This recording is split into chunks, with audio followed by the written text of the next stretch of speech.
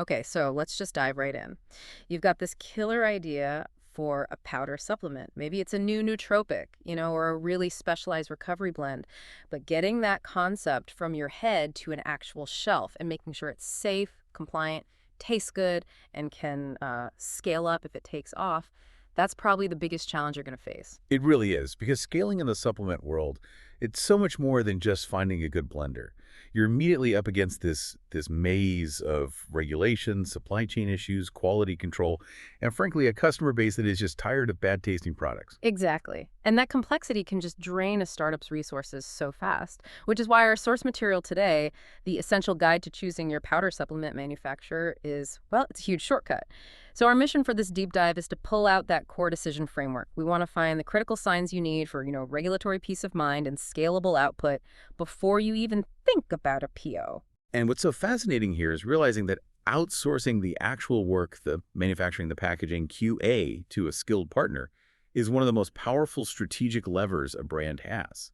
It gives you immediate speed to market, it makes sure you hit those compliance benchmarks, and it gives you scalable output. It lets you stop worrying about the factory floor and just focus on your brand and your sales. So let's start at the very beginning, figuring out what kind of partner you even need, because that relationship model, it really dictates everything from cost to speed. Our sources lay out three main models. Yeah, and that's a crucial place to start. The first, and maybe the most robust, is the full-service contract manufacturer, or CM. This model is really ideal for established brands, or maybe ones entering a complex new category. They want one partner to manage all the complexity sourcing, formulation, QA, packaging, all of it. Okay, so it's comprehensive, a true one-stop shop. But I'm guessing if I'm a smaller brand, the trade-off is probably higher coordination, maybe a longer onboarding time. I mean, you're getting streamlined control, but it takes time to set that all up. Precisely. Which brings us to the second model, private label manufacturers. These guys are laser focused on speed.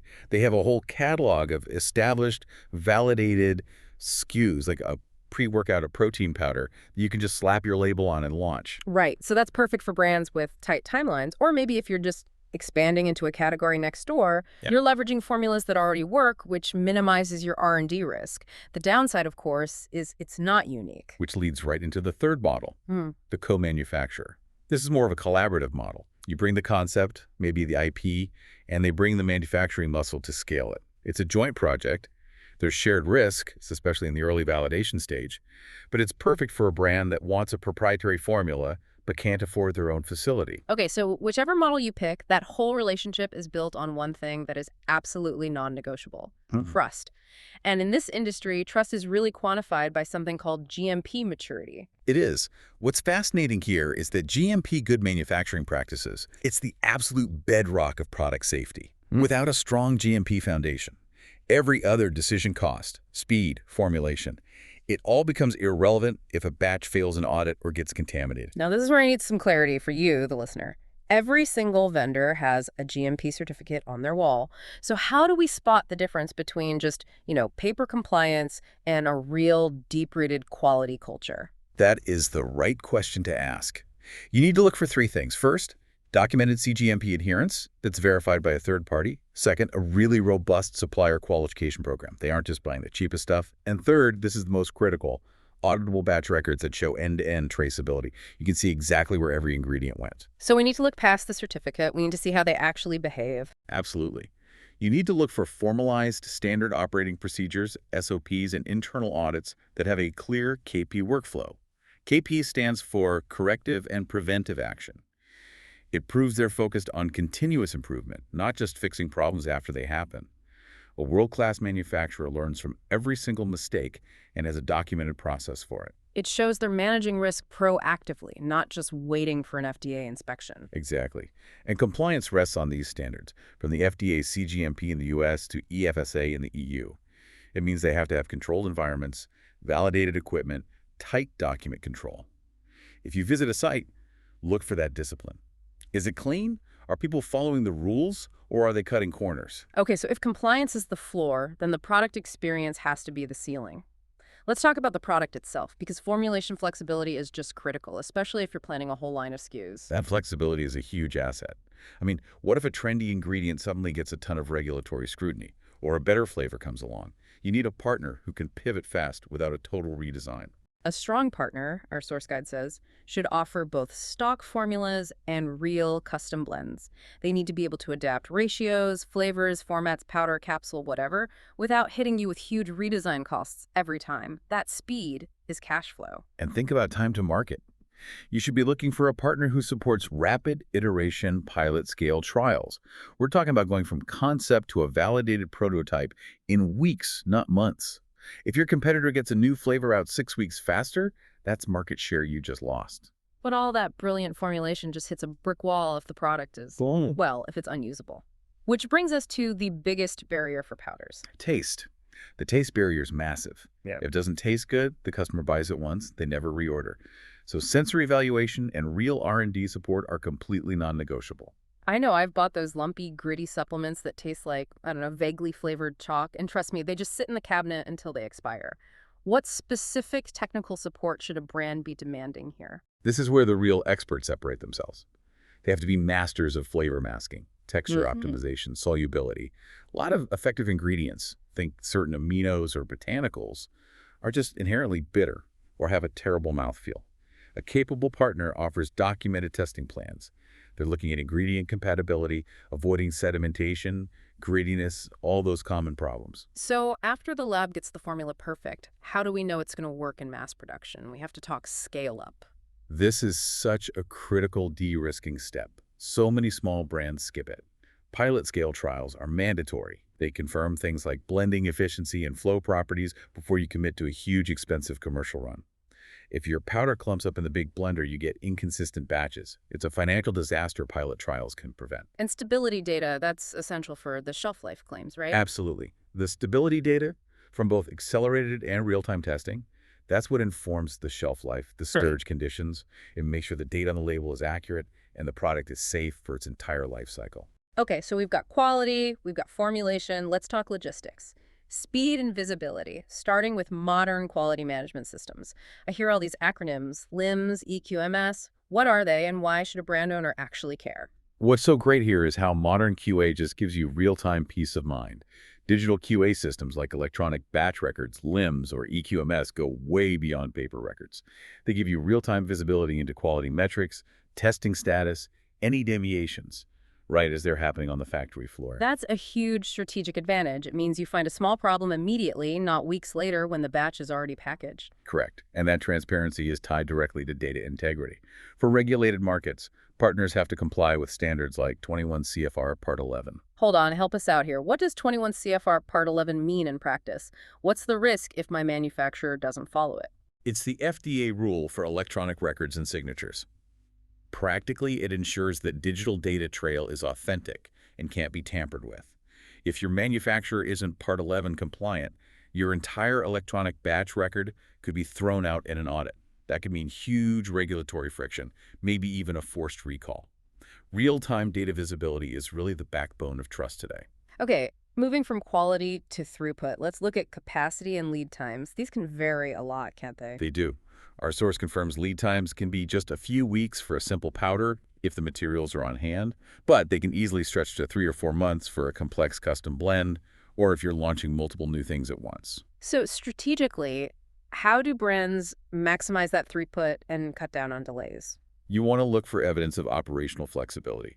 Things like multi-line operations and flexible packaging options. A partner who can switch from powder blending to encapsulation to bottling with minimal downtime is invaluable. If they only have one line, every changeover is a day you're not producing. And what about the raw materials side? That's often the biggest bottleneck. You should ask specifically about vendor-managed inventories, or VMI. This is a total power move. VMI means the manufacturer holds safety stock of your key ingredients on their books. It smooths out production, protects you from shortages. It basically ties your inventory risk to their supply chain. Okay, let's pivot to money. We absolutely have to talk about the total cost of ownership TCO. You can't just look at the per unit price. And if we connect this to the bigger picture, TCO is that holistic view of what the product really costs.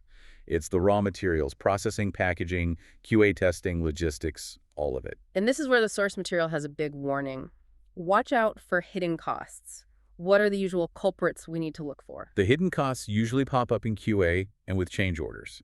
You might see charges for late-stage formula changes because they've already scheduled their production.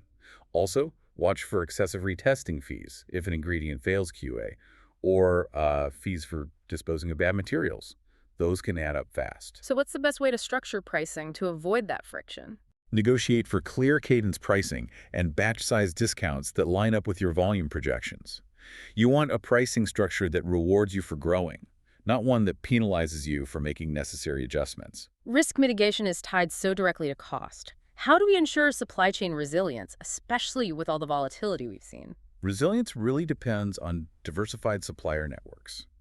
The strategy you have to require is dual sourcing for critical ingredients. It just means they have two qualified suppliers for your key materials. It minimizes supply gaps and protects you if one supplier has a problem. And what about the manufacturer themselves? What if they have a disaster? You need to see their documented business continuity plans, or BCPs. A good BCP covers everything: supplier outages, transport disruptions, equipment failure. It's documented proof that if their main blender goes down, they have an audited, validated backup plan. We've covered the fundamentals, but the market is always changing. What are the modern trends that should be influencing this choice, beyond just price and speed? Well, consumers and retailers are really driving the demand for clean labels. That means minimal processing, recognizable ingredients, and transparent sourcing that you can share with your customers. It's not just marketing anymore.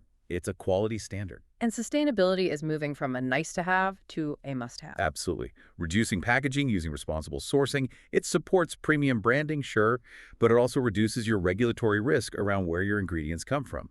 Brands that can prove this stuff are rewarded. And what about certifications? Are they just expensive badges on a website, or do they actually mean something? Oh, they are vital signals of credibility. Certifications like NSF, USDA Organic, ISO 9001, they're not just badges. They tell the market and auditors that the manufacturer meets a tough, independent standard. It often streamlines your own audits and helps you stand out. So you've gathered all this information. The final step is due diligence. How do you make that selection process objective? You have to develop a structured vendor scorecard. This scorecard covers everything we've talked about: GMP maturity, lead times, TCO, quality systems, sustainability. Then you assign weights to each category based on your priorities. For a startup, speed might be 50%. For a mature brand, risk reduction might be 70%. It makes the decision data-driven. And that scorecard gives you the short list. Then comes the physical proof. Right. You have to require pilot samples, small validated batches to assess the quality and flavor before you commit. And most importantly, schedule a site visit. You need to see the operations, the cleanliness, the QA practices with your own eyes. And of course, the legal contract has to protect your IP. You need a contract that clearly defines responsibilities: IP protection, making sure your formulas stay yours, data sharing, and regulatory compliance. A disciplined approach here just reduces so much long-term risk. So what does this all mean for you listening right now? The core pillars for choosing your manufacturer really boil down to four things: institutionalized quality assurance, true formulation flexibility, demonstrable scalable capacity, and a clearly managed total cost of ownership. Get those right, and you're set up for success. And here's a final provocative thought for you to mull over. Since the cost structure includes clauses for scaling and change orders can be hidden costs, the core of a sustainable partnership isn't just the price per unit. If a manufacturer's robust digital QA systems and commitment to CAPA reduces your regulatory risk, and their dual sourcing minimizes the cost of potential recall, does that make the manufacturer with the higher per unit price the one with the lowest total cost of risk? Something to think about as you weigh your options.